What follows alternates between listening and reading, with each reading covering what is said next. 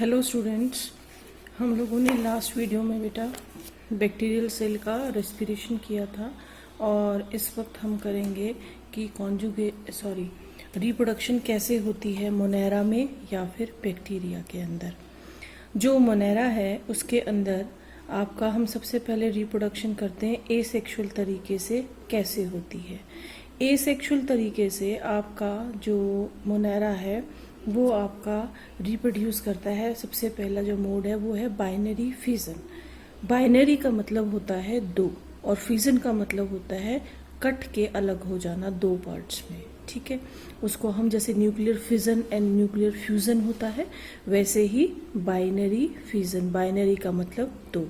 देखिए इस डायग्राम से मैं आपको समझाती हूँ। ये क्या है, एक बैक्टीरियल सेल है। आपने इसमें मीजोसोम देखा और ये वाला जो ब्लैक वाला पोर्शन है ये आपका क्या है, ये जो न्यूक्लियोइड वाला जो रीजन है वो है जहाँ इसका जेनेटिक मटेरियल है। एज सच न्यूक्लियस तो होता नहीं इसमें, है ना। तो इसमें क्या होता है, सबसे पहले आपका जो ये अंदर वाला जो न्यूक्लियोइड वाला रीजन है ये दो हिस्सों में डिवाइड होता है, रेप्लिकेट करेगा। रेप्लिकेट का मतलब एक उसकी डुप्लीकेट कॉपी। जो भी इस न्यूक्लियोइड के अंदर क्या है, आपका जेनेटिक मटेरियल यानी कि डीएनए है, तो वो जो डीएनए है वो दो कॉपी होगा। अगर आपके पास मान लो एक चीज है और आपको वो दो जनों में देनी है तो उसको दुगना तो करना पड़ेगा आपको, तभी हाफ हाफ में इसको डिवाइड करोगे। तो वैसे ही यहाँ पर जो जेनेटिक मटेरियल यानी कि जो डीएनए है सबसे पहले उसको दो हिस्सों में वो रेप्लिकेट करेंगे, उसका एक और कॉपी बनाएंगे। उस कॉपी में फोटोस्टैट करने को हम क्या कहते हैं, रेप्लिका बनाना या रेप्लिकेट करना।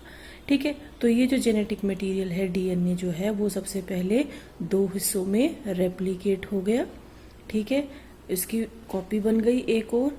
कॉपी के साथ साथ ये जो न्यूक्लियोइड वाला रीजन है उसके ऊपर एक मीजोसोम भी था। याद है आपको मीजोसोम क्या था, प्लाज्मा मेम्ब्रेन जो इनफोल्डिंग करता है उसको हम क्या कहते हैं, उसको हम कहते हैं मीजोसोम। तो इस रेप्लिकेशन के साथ साथ डीएनए के रेप्लिकेशन के साथ साथ मीजोसोम भी दो बार बना है, दो बन गए हैं। ठीक है, उसके बाद आपकी ये प्लाज्मा मेम्ब्रेन जा रही है ना, ये देखो ये अब डिप मार जाएगी इस तरीके से, अंदर घुस गई इधर से भी, और ये आपकी अब क्या हो जाएगी, डीपन हो जाएगी। ये यहाँ तक आ जाएगी, ये यहाँ तक आ जाएगी। देखो इस तरीके से डिप्रेशन आ गई। अब यहाँ भी एक डीएनए का मॉलिक्यूल हो गया, मीजोसोम हो गया इसके पास भी, और आगे आने वाले वक्त में ये दोनों दो डॉटर सेल्स बन जाएंगे। इसको हम कहते हैं बाइनरी फिजन। ठीक है, तो सबसे पहले क्या हुआ इसके अंदर बाइनरी फिजन में, आपका डीएनए रेप्लिकेट कर गया, उसके बाद मीजोसोम रेप्लिकेट किया साथ के साथ, उसके बाद आपकी प्लाज्मा मेम्ब्रेन डीप हो गई और दो हिस्सों में सेल डिवाइड हो गया और दो डॉटर सेल्स आपको मिल गए। इसको हम क्या कहते हैं, बाइनरी फिजन।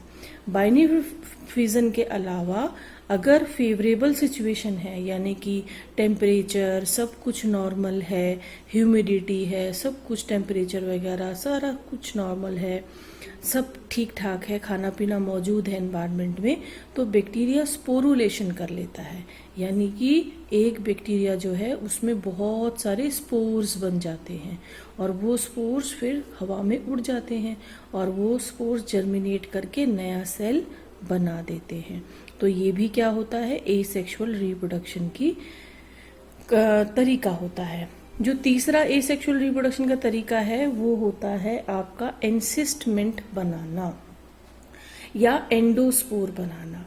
अब इसमें क्या बात है, अब यहाँ क्या होता है कि अगर एनवायरमेंटल कंडीशंस हॉस्टाइल हो यानी कि फेवरेबल ना हो, पानी कम है, पीएच बहुत ज़्यादा हो गया, सॉल्टी है, खाना नहीं है, बहुत ज़्यादा टेम्परेचर है, तो ऐसी कंडीशन में बैक्टीरिया का सेल मर जाएगा। तो वो क्या कर लेता है, अपने चारों तरफ एक सिस्ट बना लेता है। सिस्ट का मतलब होता है एक कैप्सूल का केस। ठीक है, वो बहुत हार्ड होता है और जब फेवरेबल सिचुएशन लौटती हैं तो उसके अंदर जो लिविंग मटेरियल था वो छोटे छोटे हिस्सों में डिवाइड कर जाता है और वो सिस्ट टूट जाती है और वो सारे के सारे एंडोस्पोर्स रिलीज होके नए स्पोर्स बना लेते हैं। ठीक है स्टूडेंट्स, तो ये सारा था आपका क्या, एसेक्सुअल रिप्रोडक्शन। अब हम करेंगे इसकी सेक्सुअल रिप्रोडक्शन। अब जो सेक्सुअल रिप्रोडक्शन है ना, वो बिल्कुल अपने प्लांट्स एनिमल जो हम हायर एनिमल्स हैं हमारी जैसी तो है नहीं, क्योंकि इसके अंदर तो वो सारे के सारे ऑर्गन्स तो है ही नहीं, रिप्रोडक्टिव ऑर्गन्स, बेचारा एक सिंपल सा सेल ही तो है। तो इसकी जो तरीका होगा वो आपका थोड़ा सा डिफरेंट होता है। देखिए, सबसे पहला जो इसका तरीका है ना, वो है भाई हमारा कॉन्जुगेशन। अब इस कॉन्जुगेशन के अंदर क्या होता है इसको समझिए। कॉन्जुगेशन में क्या होता है कि दो बैक्टीरियल सेल आपस में एक दूसरे के पास आते हैं और अपना जेनेटिक मटेरियल जो है ना उसको ट्रांसफर कर देते हैं एक दूसरे के अंदर। जैसे फॉर एग्जाम्पल, ये हमारा एक बैक्टीरियल सेल है और ये हमारा दूसरा बैक्टीरियल सेल है। ये दोनों सेल आपस में पास आए। अब इन दोनों सेल्स के बीच में यहाँ पर जो मेम्ब्रेन है सेल की, वो वॉल है, ये सारी वॉल डिसरप्ट करके कॉन्जुगेशन ट्यूब बनाएगी इस तरीके से। ये इस तरीके से हमारी एक बन गई कॉन्जुगेशन ट्यूब। ठीक है, ये जो कॉन्जुगेशन ट्यूब है ना, इसके अंदर यहाँ पे इसका कोई जेनेटिक मटेरियल होगा, इसका यहाँ, तो ये दोनों यहाँ पर इस तरीके से ट्रांसफर हो जाते हैं।